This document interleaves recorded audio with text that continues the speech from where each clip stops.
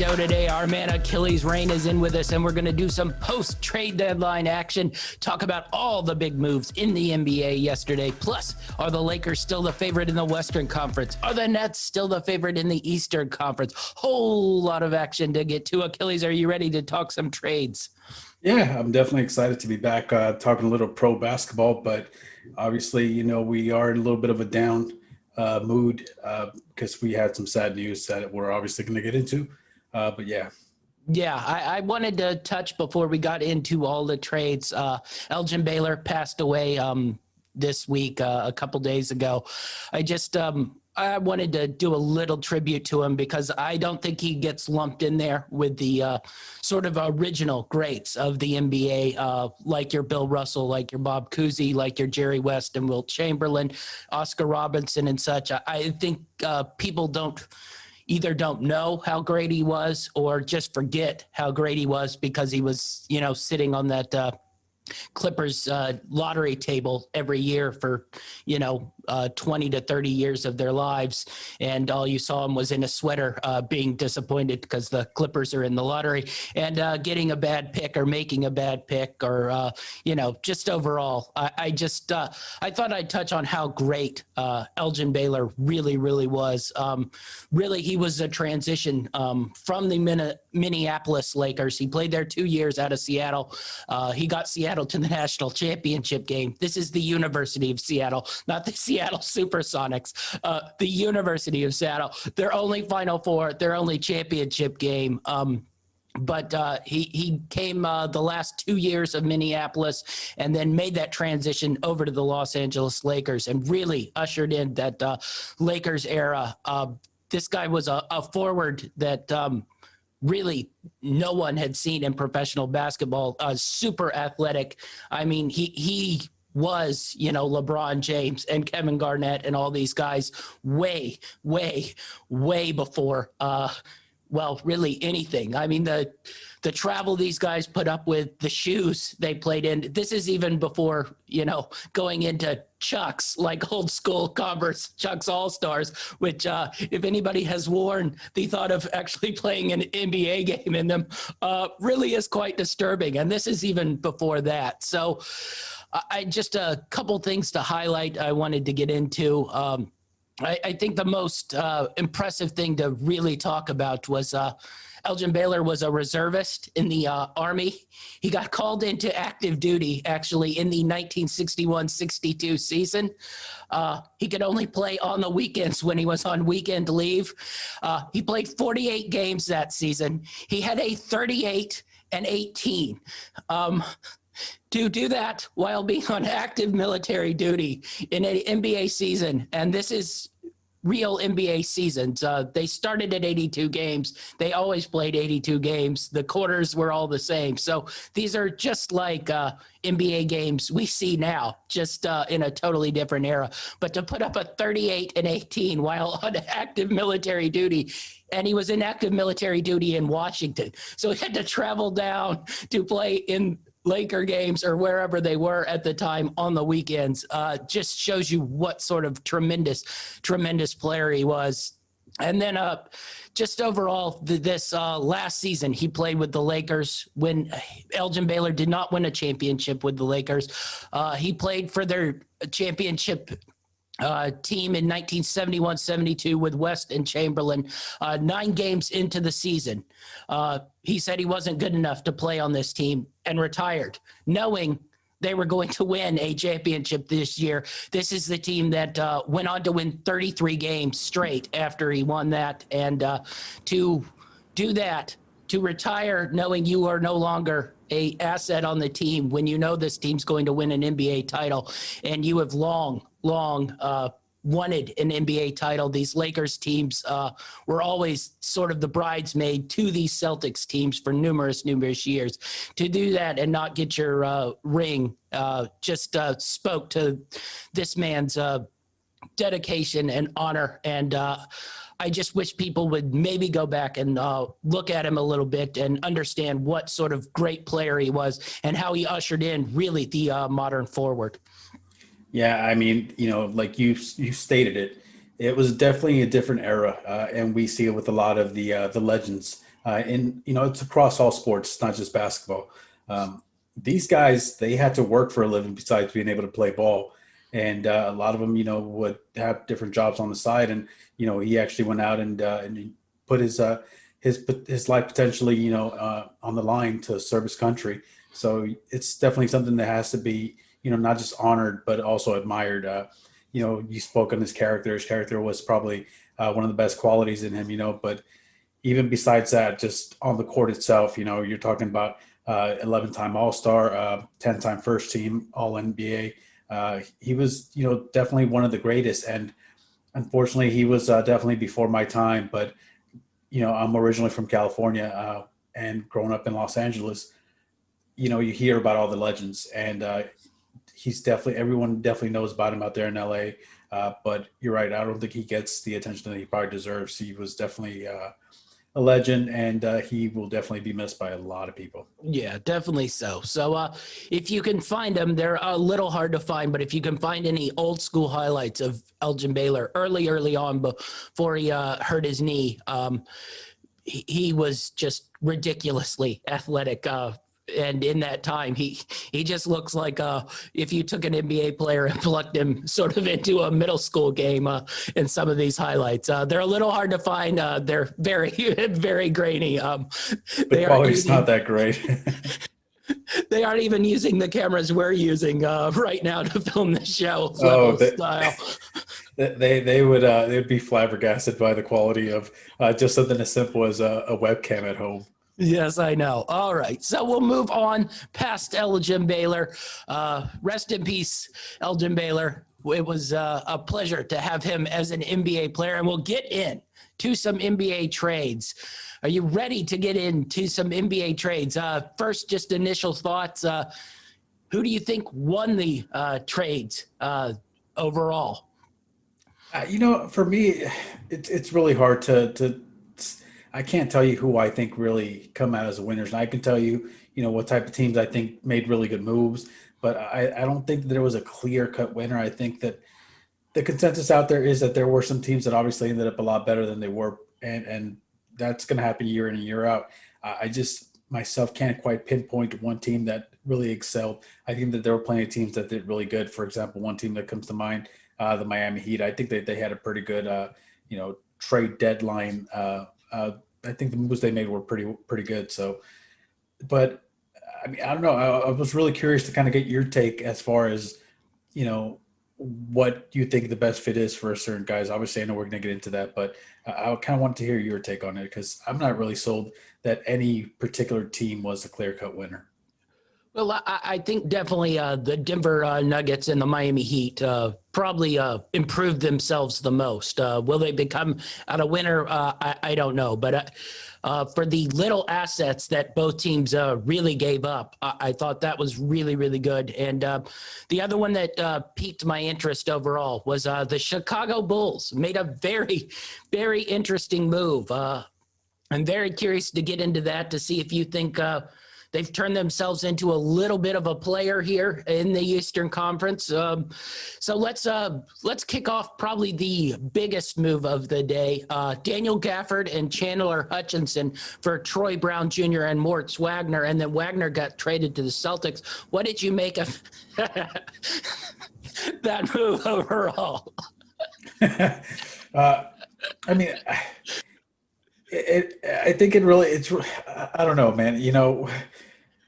I'm just teasing you. That was probably the least important move ever, other than maybe Mort's going to the Celtics might give them a little bit. Listen, it really depends though on who you ask, because the wife is a Celtics fan, and for some reason she was really excited about this trade deadline, and I kind of gave her a sideways look. I just didn't want to say anything because I didn't want to get in trouble. Was she very big on the German or the Frenchman that they picked up? I haven't quite got into that subject just yet. I don't think I'm quite ready for it. All right, let's get into the actual big one, and not the Chandler Hutchinson, Troy Brown Jr. One. Aaron Gordon shipped to the Denver Nuggets and really shipped for very, very little. Gary Harris and RJ Hampton and a protected 2025 first round pick, which I'm assuming the Nuggets by 2025 will still be quite a solid team. I'm not assuming that Jokic and Murray, and if Gordon stays, Gordon and Porter are going anywhere. So that's probably a very late first round pick.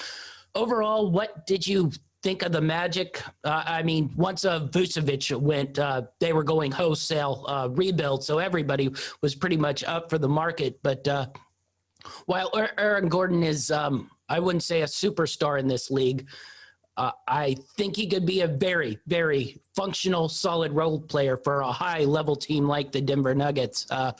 Did you like what the Magic got back here? I think it did very, very low trade value for Aaron Gordon, when if you had traded him a year or two before, you probably could have gotten a little more here.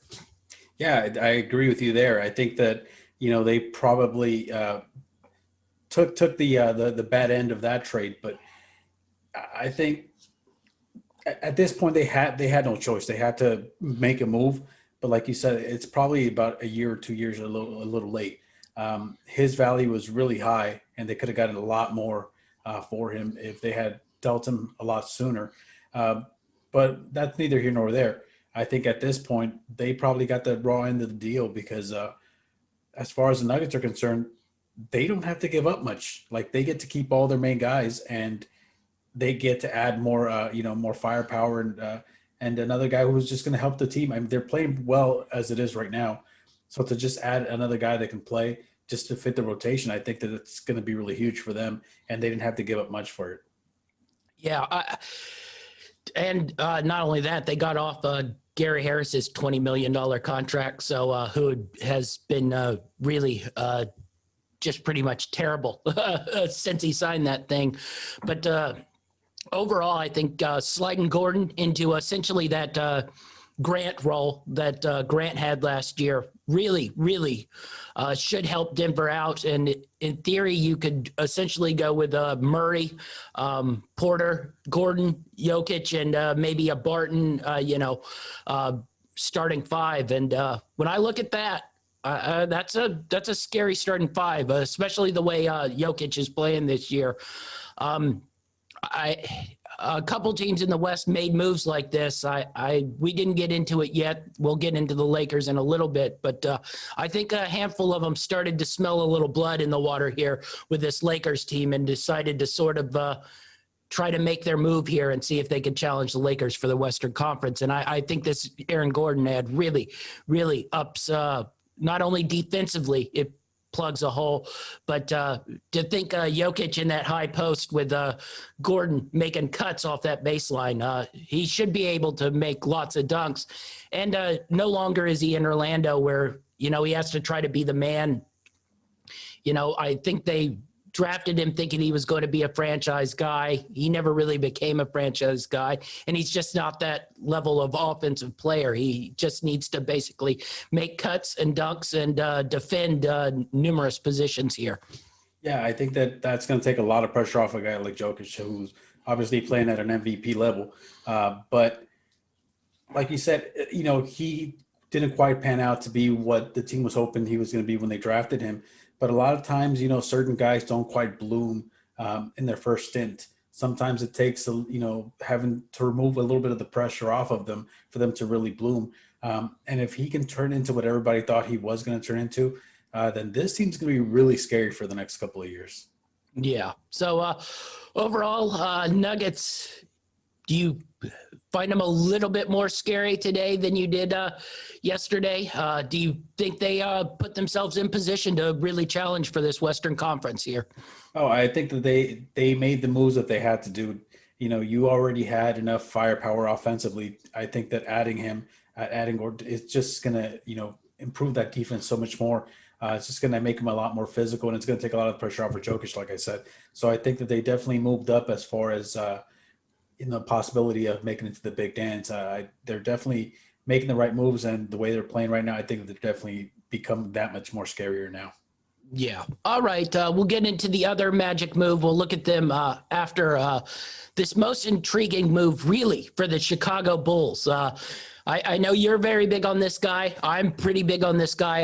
Vucevic goes to the Chicago Bulls for Otto Porter Jr., Wendell Carter, and 2 first-round picks, one being this year. The kicker is the one in 2023. That one is only top 3 protected, and that one, that one might turn out to be a pretty decent one. So while we hammered a little bit the haul they got for Aaron Gordon, I think they got pretty good value here for Vooch here. Carter Jr., who was just a, center lottery pick a couple years ago. He hasn't totally worked out, but I think there's potential there. You get, 2 first-round picks. Granted, this one probably won't be worth that much this year, but that 2023 one looks pretty solid. And it looks like good value for the Magic. The Bulls, very interesting move. And now you start to look at this starting 5 here with Levine and White. Then you throw in Thad Young, Lauri Markkanen, and Vucevic. Going 5 for 5 in Eastern Conference teams, that begins to start to pique interest. And I don't know if they would move into elite category in the East, but I'm not sure I'd want to see this team in a first or second round matchup for sure now. Yeah, I mean, like you said, as you go down that list, I think that starting 5 can go with just about anybody on the East, especially on any given night.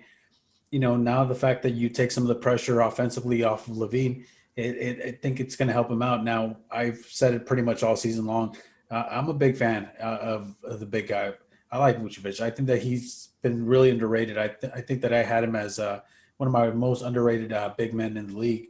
I don't think he gets the type of respect he deserves. He's a really good player, and he's kind of been lost down there in Orlando. So I think that it's going to help him out also, the fact that he's not having to carry a team by himself. So they definitely improved a lot. Like, as I'm sitting here just watching these 2 guys, I'm thinking of Levine and Vucevic. I think that they're going to play off each other so well. They have the type of style that really complements the other. So I definitely, I'm looking forward to a lot of like pick and pop type plays. And I think that they're definitely got a lot better. Again, I think as it progresses, though, that's when you might start seeing a little bit of the issue when it comes to that trade with those first round picks. So we'll see what happens. But for now, I think that they definitely came out on top. Yeah. Vucevic is up. His contract is up this year. That's, why somewhat the Magic wanted to trade him. And, they are rebuilding off technically they're already rebuilding team. We'll get into a rebuild of a rebuild later. But I mean, he was going to be probably about a $30 million a year guy. I don't know if the Magic totally wanted to pay that, but I mean, he's been really good. Do you think the Bulls will pay that, or this is going to be a 1-year rental? It was a lot to give up to get him, so I'm assuming you probably pretty much have to throw that money at him. Yeah, definitely. You have to try and sign him. The question for me is, will he resign? I don't think that he's the type of player. I think that he's put enough into his career that he's probably looking to win now. He wants to be on a winner. So I don't see – they would have to offer him, pretty much the entire house just to get him to resign, because I think that if it were up to him, he'd probably end up on a contender. Not that they can't contend for it, because like we said, they have a really good squad. Their starting 5 can compete with just about anybody. But when you think of all the other teams that he could have gone to, especially if he's going to end up taking less money or whatever the case may be, there's a lot of teams out there that would benefit him and would benefit from him. So it's going to be interesting to see what happens once that contract expires. But for now, definitely a good trade. Yeah, I think it might just lead up to this season. He's not been really on a winning team ever. I don't think he's actually ever even played with any teammates. Sadly, as this sounds, as good as like Zach LaVine, his whole career. I think he played with like Iguodala for maybe a year, like his rookie year on the 76ers before they traded him to the Magic. But maybe this Bulls team gets rolling, wins some games, and he, sees a future here. Overall, the Bulls are 250 to win the title and 100 to win the Eastern Conference. With the Vucevic ad, would you lay any of your hard-earned cash on either of those to come out the East or win the title? Listen, my funds right now, my bank funds are a little bit on the low side after the purchases I've been making this last month. But yeah, I'd probably drop a few bones on that. Maybe a couple $5 footlongs or something. But I would probably jump on it. A little bit of a long shot to win it all, but I think the win in the East, maybe there's a small chance there. I don't think 100 is too bad. Well, would you get a second mortgage on the house that was just purchased to throw it on the Chicago Bulls? No, no. If I did anything like that, I'd be sleeping outside, and the wife would be enjoying the house all by her lonesome. Well, she would be enjoying a bigger house if the Bulls ended up winning. Maybe they can pull Michael Jordan out of retirement. This is why I need you negotiating my gambling deals with the wife. All right, let's get into the Magic a little bit here. They cleaned house. They got a decent reward for Vucevic. Okay value on Gordon. Fournier, really nothing. 2 second-round picks. That might lead to something. It might be a nice throw into some other trade. Magic, the Vucevic era. Let's call it the Vucevic Fournier era, really. Disappointing, I guess. They just have had a long series of really, really bad GMs, and I talked about it. They're essentially rebuilding off of, I guess they've sort of been rebuilding. So what do you make of the Magic here? What do you make of the Magic future? I still like Jonathan Isaac. He's been hurt all year because of the blown knee in the bubble. But I guess you get a look-see at Wendell Carter Jr. for a couple weeks here. Theoretically, Mo Bamba will be getting some minutes. I don't know if that's going to be a asset or probably just a sunk cost you have to live with.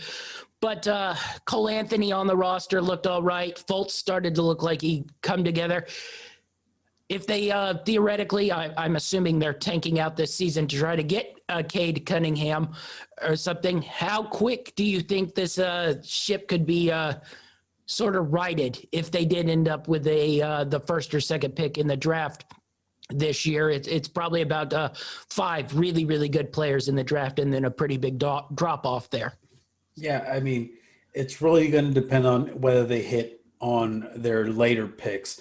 If they can somehow manage to get, one of those top picks in the lottery, I think that they're going to be in good shape to get a good player. I think there's plenty of players out there that are, lottery worthy this draft. But as far as them being able to right the ship for the entire franchise, I think a lot of that is going to be dependent on the moves that they're going to make later on. Because like you said, this team has been in rebuild mode for quite some time. They haven't really, had a lot of success. And at some point, you can't rebuild off of a rebuild. And it seems like that's where they're headed now. But if they make good moves for these next 2, maybe 3 seasons, I think that they could possibly build a decent enough team, especially, in the division that they play in, to be able to at least contend for maybe being a competitive team, because they haven't really been so lately. So I think they could right the ship, but it's going to take them making all the right moves for the next 2 or 3 seasons in order for that to happen. It's really disappointing as a Orlando Magic fan, I assume, to watch this team, kind of start building up and you see some players with a lot of potential and then nothing happens. You get nothing out of it. So management decides to completely dump everybody out and start rebuilding off what you were already rebuilding. So it's got to be a little disappointing being a Magic fan, but I think they can definitely right the ship. Yeah. All right. Let's touch on the other team that made a handful of big moves and really gave up really nothing all that important. They kept Duncan Robinson. They kept Precious Achunwa. They kept Tyler Hero. They added in, Belitza. They added in Victor Oladipo. They added in Trevor Ariza. This Heat roster is starting to come together. Now, I think I talked about the Bulls. Nobody wants to see them in the first or second round.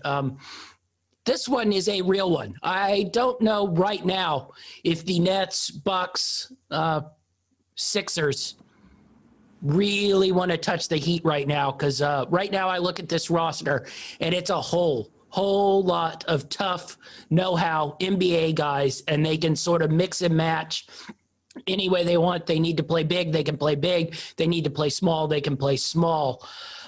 What'd you make of the Heat's trade deadline, and are the Heat actually starting to pique your interest in the East here? Listen, we talked about it during our preseason, ranking show. I've liked the Heat. I think that the Heat are really tough. They were really disappointing, first half of the season, because they weren't playing to the standards I thought they'd be playing up to. But as far as the moves that they made during the trade, I think they got a lot better, and I think they got a lot grittier and a lot tougher. And they probably needed that, because it seems like they lost a little bit of that toughness that they had, last season during the bubble. Something that they had a confidence about them. It's hard to really explain. They had this confidence, to kind of like a mental psyche, that they went into each game thinking that didn't matter who they were going up against, they could win. Even if they didn't have the biggest superstar names out there, they played cohesively, they played as a unit, and they obviously got pretty far, and they impressed a lot of people, me included. So I really had some high expectations for them this season. And I think that they're starting to turn that corner now, where I think they're going to get to the level that I thought they would be at prior to the season starting. Yeah, definitely. I wouldn't advise the Chicago Bulls second mortgage at 100-1, despite the overall upside of a very rich man. But the Miami Heat at 12-1 to win the Eastern Conference, I'd be a little bit more giving that one a bigger eye there at 12-1. Really, really good value. The Nets, we keep hearing that Kevin Durant is coming back, and yet when it keeps getting pushed further and further back. So, maybe they're just playing possum. But for a guy who missed a whole season before, he's not playing right now. So to think he's just going to pop in the playoffs and be at full strength, this Brooklyn Nets team is morphing more and more into the Houston Rockets team of the previous 3 to 5 years. The Bucks, the Heat already went through them last year in the bubble, and Philly. Well, there's just no telling with Philly. If Simmons and Embiid can stay healthy, I think you got a little bit of a solid roster there, but I don't think either has been able to stay healthy through a playoff series yet. One or the other is always out or hurt. So at 12-1, I think there's really good value in this Miami Heat team. I really like the Belitza move. That's a nice, solid, another shooter off the bench that can come in. Ariza, you know what he gives you. I mean, he's not Trevor Ariza of, 10 years ago, soaking up offensive players on the defensive end for the Lakers and hitting a handful of key threes, but he can still come in and give you pretty solid minutes. But the Oladipo move is the one I'm curious about. I think he slides in there, fits really well in this Heat team. Dragic, Oladipo, Butler, Bam, and whatever sort of swing guy you want to throw in there at the 4. What do you make of Oladipo? And this is now the second time he's been moved this year. He started to seem like he found a little bit of a rhythm there at the end for the Rockets. Granted, they were on like a 22-game losing streak, but I guess it was rhythm nonetheless. He was scoring points as they were getting beaten by 20 every game. But do you like the move here? Do you think Oladipo will find his footing here in Miami and slide in and really get this team another really solid player? Well, I'm with you. I was one of those people that thought that he was kind of starting to find his groove again, with the former All-Star type of play that we've seen from him. So it was a little surprising to see him moved. Um, but when you look at the exchange rate, I think Miami comes out on top of this, even though, they send away two players. I still think they come out on top. I don't think they gave up too much for him, and they get a potential, former All-Star playing at his at same level that we've seen before. And if they can get that guy, um, I think that's probably one of the better trades that happened during this trade deadline period. It definitely improves them, and I don't think that I don't think they gave up too much. So I don't think it's worrisome. The only thing that makes me worried a little bit is the fact that he has been moved twice. Um, so I don't know if there's something else to read behind those lines, but um, overall, if he can get back to his form and kind of get comfortable, maybe he found a new home because, Miami likes to get guys and then they kind of lock him up. And we've seen it with a bunch of other players that were kind of on their path to be journeymen and they found a home in Miami. And maybe this is what's going to happen. Maybe it's what he needed, and it'd be good for him and good for the team. Yeah. Your thoughts on the 12-1 for Miami out of the East? Do you like that, Bep? Yeah, I was actually thinking about going behind the wife's back and putting my coffee money on that. Uh, I don't think she'll notice my coffee money being gone. There are ways to hide the second mortgage. Shell accounts. We can start you out a bank account in the Caymans if you really, really need to. You might be living out there if the Heat don't win the East, but it's sunny year round, minus the hurricanes. Yeah, I got out of California. Not much of a sunny person, but I guess if I have to, I'll have to do it. All right, let's go to a couple more trades. These are mostly role players, but they're high functional role players. I wanted to get to the other team in the East, the Philadelphia 76ers. Getting George Hill from the Oklahoma City Thunder. Now, you look at George Hill's stats this year on the Thunder, they haven't been anything, but I think we've all watched George Hill enough to know that when George Hill is on a contending team, George Hill becomes a very, very different player than when he's sitting on a loser who's tanking for lottery position. George Hill to the Sixers, do you like this move? Yeah, I think that it adds, another savvy veteran guy who obviously we've seen him. He's played well before. He's a formidable guy. He can play offense and, he can even play a little bit of defense. So I think that adding him to any roster, especially a contender, I think it's going to help him out. Now he's got some help over there with the big guy. So I think it's a good trade. Not my favorite trade, probably not my, as far as fits go, maybe not the best fit per se, but overall it's still a good trade. Yeah. I think this gives them a little bit more malleability. You can throw Seth Curry out there when you need offense and shooting, but, maybe you're up 5-6 points in those last 5 minutes of the game. You probably don't want Seth Curry out there trying to defend. You can put George Hill out there. He can guard point guards and shooting guards. He's a solid shooter himself. I mean, he's not a zero on the offensive end. He's a functional NBA player. I really like the fit here on the 76ers. Now we just got to get Joel Embiid healthy. I don't know if you watched Dwight last night, but he was being a moron again. So anyway, I will pass on my Dwight Howard takes, but we'll move on. No. What is your disdain with this man? A lot of things. We'll move on to another move the Portland Trailblazers made. They brought in Norman Powell off the Raptors, gave up Gary Trent Jr., I don't know. Solid move, I guess. You get off some money on Rodney Hood. You don't have to pay Gary Trent Jr. And Powell's on the last year of his deal. So he's been playing really, really well for the Raptors. Do you like the fit here in Portland? Portland really sort of staying alive despite a whole lot of injuries.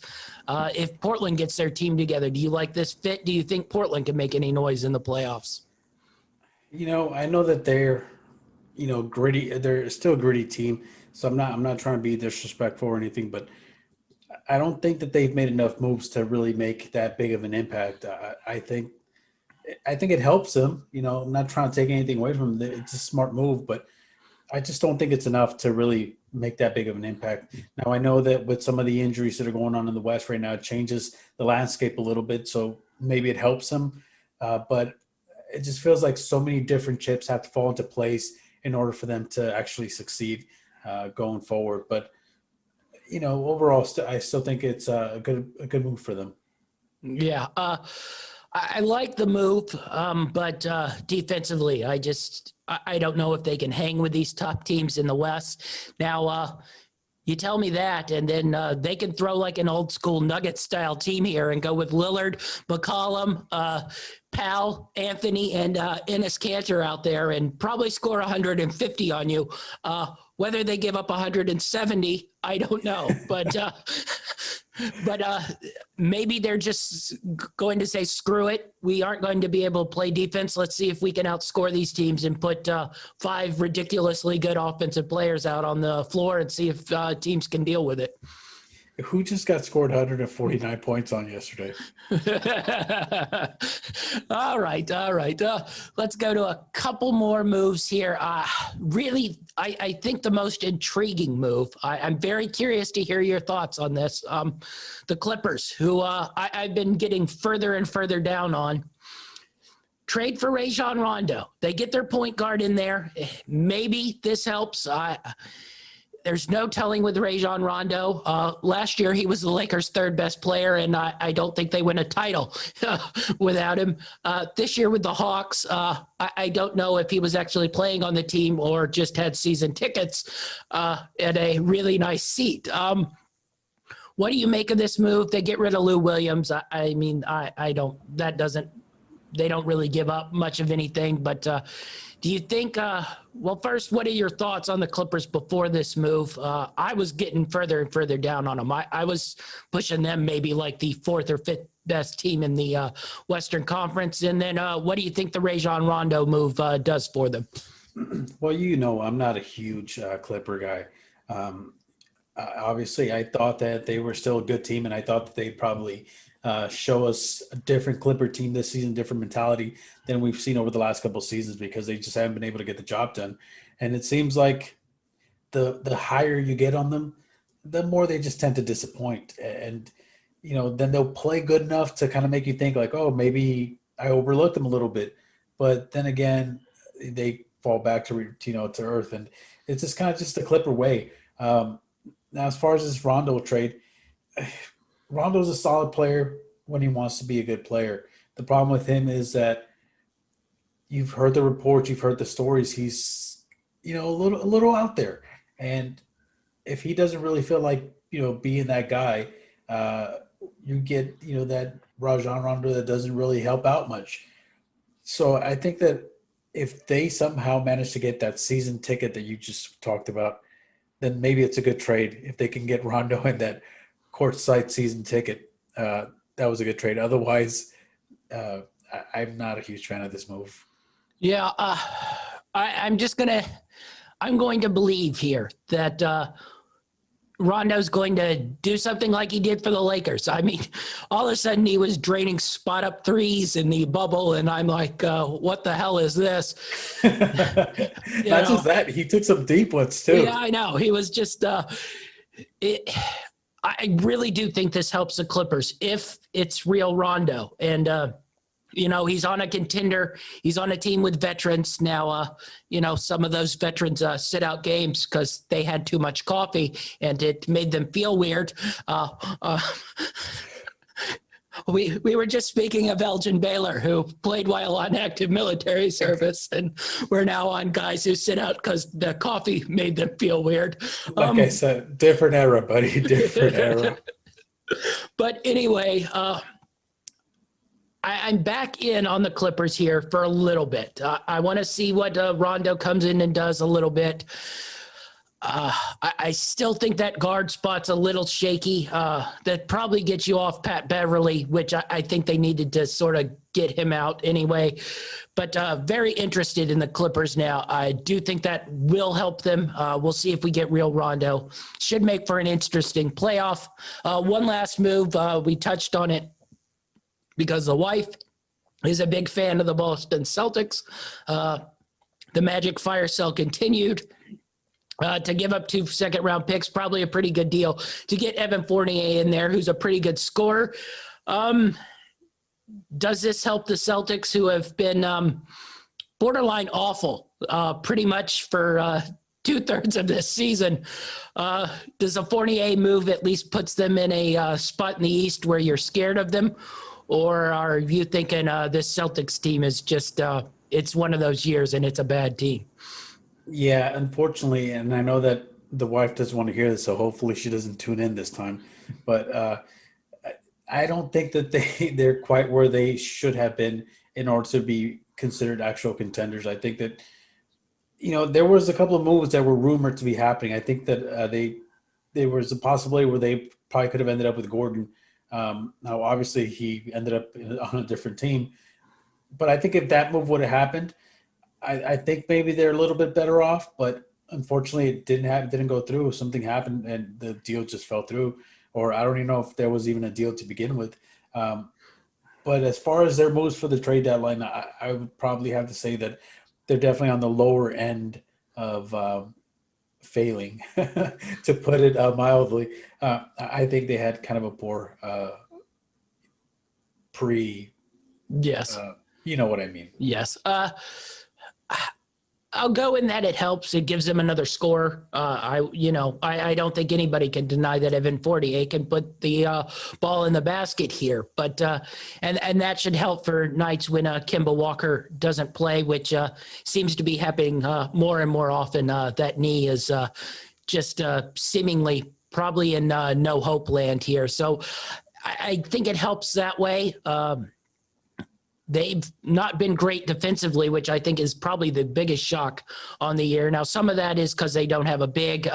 Moritz Wagner is not going to change that tune, but maybe a little Robert Williams getting a handful of more minutes maybe helps him out defensively, though if anybody watches him on a pick and roll, he's completely lost. But he does make a handful of cool blocks every now and then. But I guess it helps them a little offensively, gives them another creative option that isn't Brown or Tatum.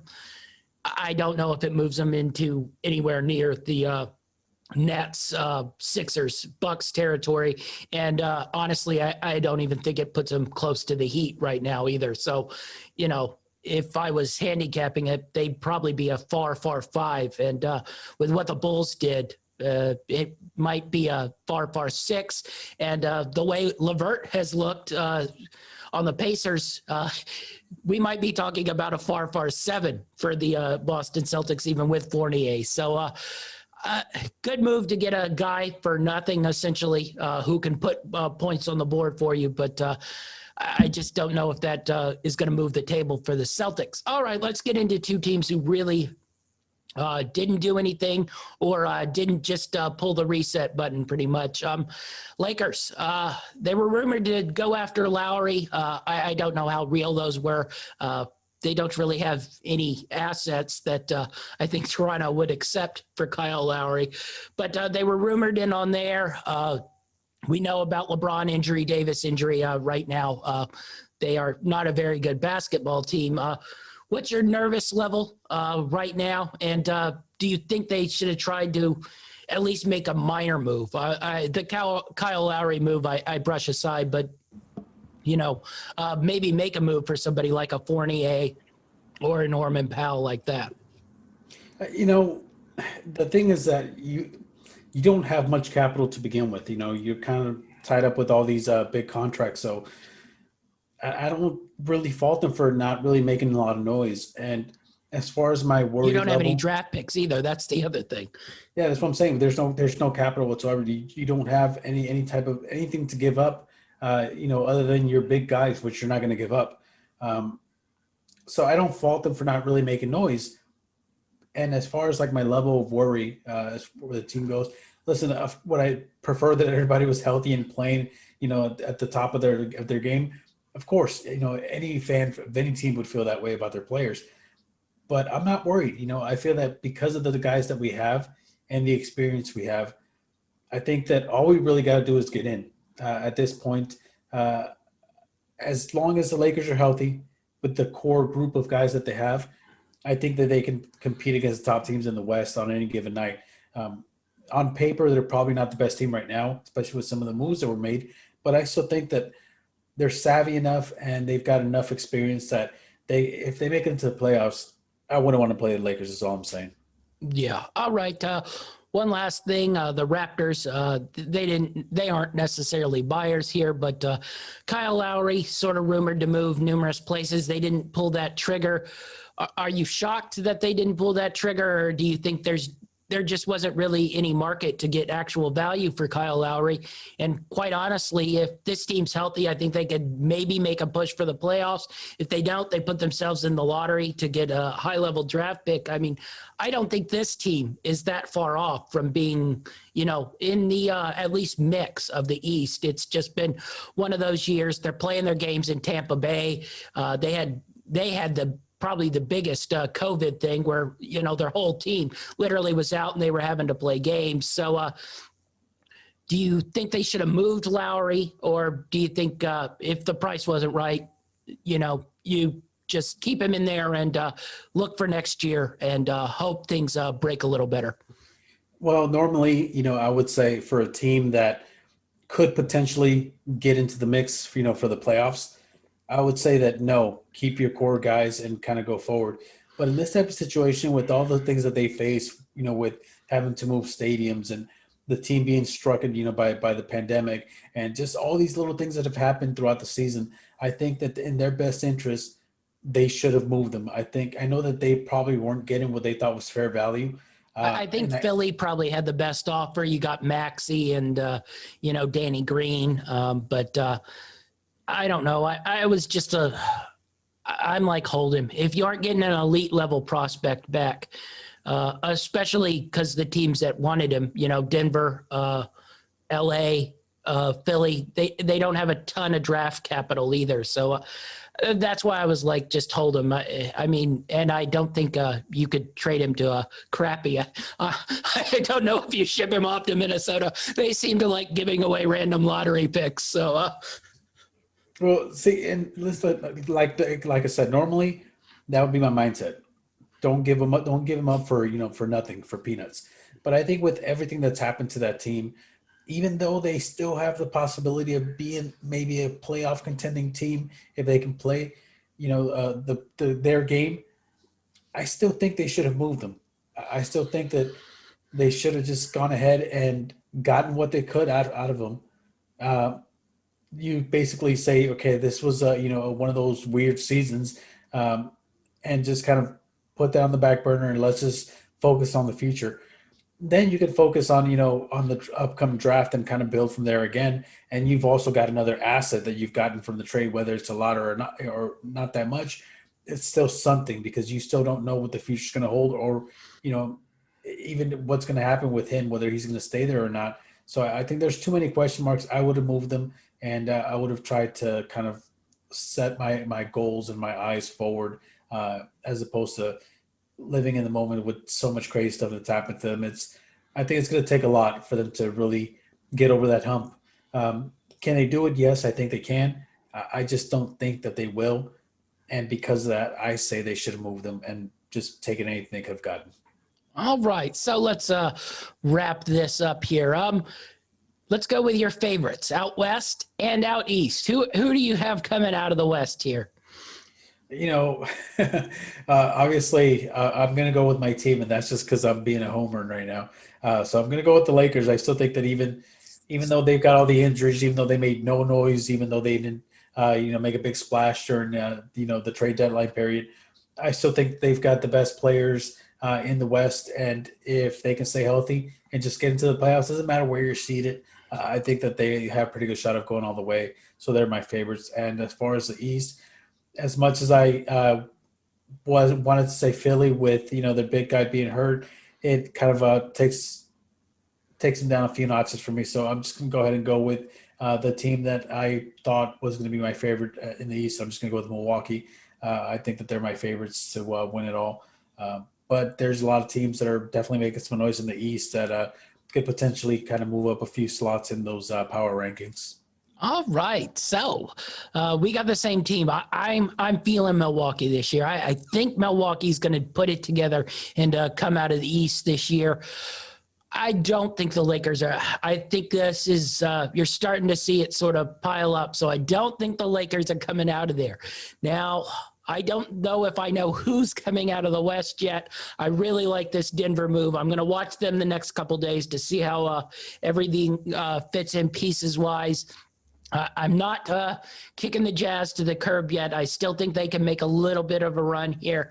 So I'm very interested to see how these West teams sort of finish down the stretch. I'm not a Phoenix guy. I don't think they will be coming out of the West, despite them winning numerous regular season games. But should be an interesting close to the season. We'll be sure to have you back soon enough to talk a little bit more NBA.